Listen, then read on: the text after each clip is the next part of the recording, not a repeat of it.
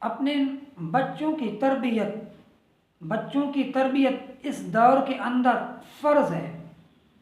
اور کس نے اس زمانے میں اس دور میں اپنے بچوں کی تربیت صحیح نہیں کی، کل وہ پچھتائیں گے اور روئیں گے۔ ان میں قصور والدین کا ہوگا اور کسی اور کا نہیں ہوگا۔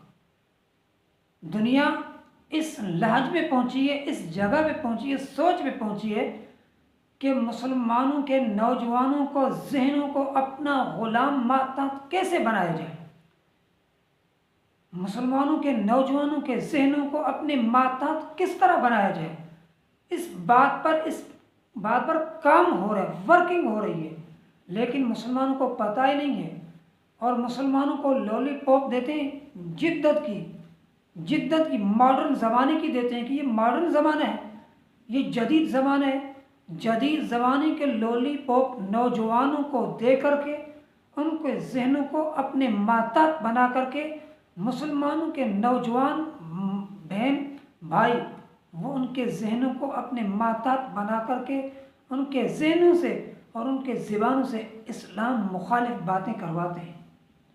وہ نوجوان جو مسلمان ہیں، وہ نوجوان بہن جو مسلمان ہیں، وہ اسلام سے دور بھاگ رہی ہے۔ کیا وجہ ہے؟ اصل وجہ یہ ہے کہ ہم نے ان نوجوانوں کو بچپن میں بچوں کے اولاد کی تربیت صحیح نہیں کی، اسلامی تعلیمات نہیں دی، سمجھائی نہیں ہے اور ان کو دین سے دور رکھا ہے۔ اب ہر شیطانی عمل، شیطانی سوچ رکھنے والا بندہ نوجوانوں کے ذہنوں کو اپنے محتاط بنا کر کے ان کو دین سے بدزن کر رہا ہے، دین سے دور کر رہا ہے۔ آج کل آپ دیکھیں یونیورسٹی کے اندر کیا ہو رہا ہے، جو کچھ پڑھا ہوا ہے، جو کچھ بھی عصری تعلیم پڑھ جاتا ہے، وہ دین سے دوری اختیار کیوں کر رہا ہے؟ کیا وجہ ہے؟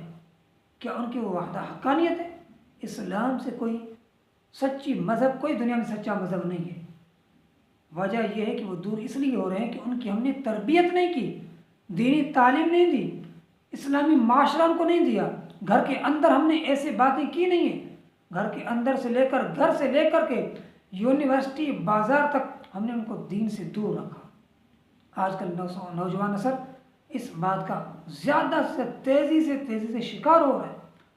بہن ہو یا بھائی ہو، کوئی بھی نوجوان، یہ گھر کی ذمہ داری ہے، والدین کی ذمہ داری، اس میں کوتاہی کرنا چھوڑ دیں، اپنے اولاد پہ تربیت کا اثر رکھیں، ان کی تربیت کریں۔